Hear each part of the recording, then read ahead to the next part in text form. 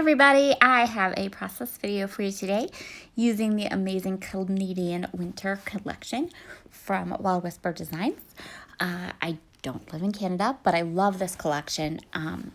And when the girls at Wild Whisper decided to re-release it for this year, I ordered more of it. All the paper, all the cardstock, not cardstock, all the paper, the embellishments, the card pack, everything but the stamps, I think, because I loved using it last winter, and these colors are so good. So I'm going to start with a stamping. I'm going to use the stamp set from the collection, and I'm going to use my Catherine Pooler colors in Blackjack, Twilight, and Stone Blue.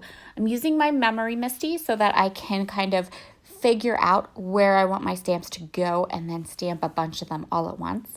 I'm creating just a line of stamped images about 1/3 of the way in from the right side of my paper. And this is going to be the background, so it doesn't have to be perfectly stamped. But I'm using my Misty for ease and so that I can use all three of my stamp colors and stamp all three of these images. And then I can stamp them twice to get a really good impression if I choose to. So the images on this stamp set are super cute and fun. They have some lovely little branch shapes. There's a cocoa mug there. I'm going to use a little snowshoe, a little ski hat and mask. And my photo has nothing to do with any of these things, but that's okay. So my idea is just to create kind of a border of stamped images. And then where you can see there's a little bit of a gap, I'm going to put my photo there along with some other things. And there's my cute little snowshoe. So I'm just going to keep stamping till I get almost to the bottom. I don't necessarily need to go all the way to the bottom. That's okay. But I did want to go fairly close. My main idea was to make sure that I had well dispersed colors, because I know that a lot of this is going to get covered up. It's a background, but I also wanted to make sure that I had some of that blue and some of, the dark gray and the light gray, that I had all those different types of colors kind of represented, so that even when I would cover up about 1/3 of the way down, you would still be able to see something that was, the blue, and something that was the light gray, and something that was the dark gray. You get the idea, right? Okay. I love, love, love this stone blue color from Catherine Pooler for my winter layouts this year. That color, it's just this perfect, beautiful gray blue color. It's stunning. If you have not seen it and you use Catherine Pooler inks, make sure you grab that one. I'm grabbing some shimmers in Concrete. This is the color that I put into my pigment splash kit for Spiegel Mom Scraps this year. It is not the color of Concrete. It's just this beautiful silver sparkly spray. It is beautiful. It's a shimmers, so it's not super pigmented, but it's got loads of color, loads of sparkle. And it's really just this beautiful silver. It's stunning. So I have these strips. I went through what I had left of Canadian winter from last year and pulled all the scraps out. I gave them a torn edge, and now I'm going to use some of the scraps and some of the cards from the card pack to mount my photo and add a torn edge to the middle part of my layout, which you'll see in a minute. Before I do that, I'm just inking everything up with some Hickory Smoke Distress Oxide ink.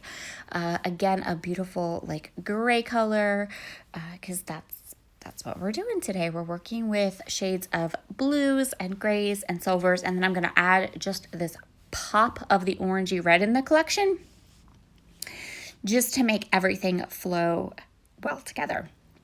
So you can see that one card has the negative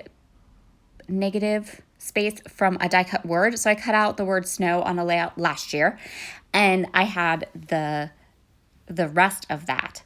And I decided that I'm going to use this. The snow, I die cut it just perfectly right down there on the corner. I possibly had the idea in my head that I was going to do this, when I did it, but I don't really remember. I'm thinking about backing it, but in the end, I don't back it. I just let it go.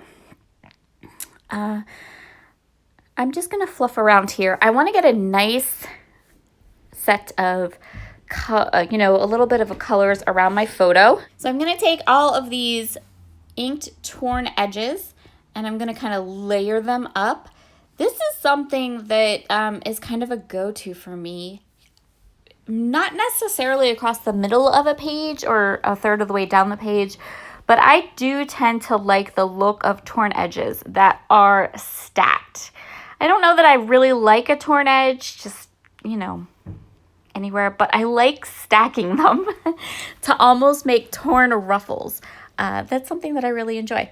So I'm going to go ahead, I'm going to add, I think I had 4 of these torn layers. I'm kind of alternating between this dark like navy green pattern, and then I have a lighter pattern that's like almost like a twilight or a brownish gray with a little bit of a wood green, hand-drawn wood green pattern on it. So I'm going to use that. And then I'm going to go ahead and add my photo right on top. So this photo, we had our first kind of big snow at my house on December 1st. And I went outside in the morning and I took a couple of beautiful photos. 2 that came out just extra well, and I played with them in Photoshop a little bit, made them super pretty, and actually I ended up with 2 kind of like photos like this that are more like almost like a landscapey type of photo. Like, this is just my backyard and I had a little bokeh and the sun was really nice and bright and beautiful when I took the picture. It was in the morning, you know, before any of the snow was disturbed. So I got that picture, and then I actually was able to get a picture of my kid outside. Crazy.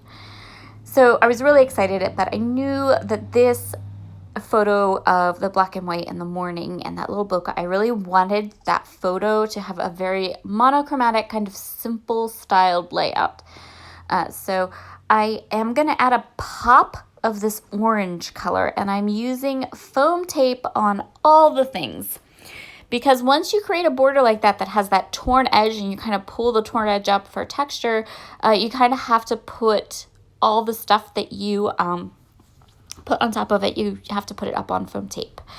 So I did fussy cut that circle, and it says frosty mornings and toasty mugs, and this perfect for this layout because I took this photo in the morning and I did have a toasty mug of coffee. All right. I also decided that I want to use this little mug as well, and I'm going to continue to pop everything up on Pop Dots. I'm looking at my colors. I'm making sure that I have a nice variety of things that have that pop of red.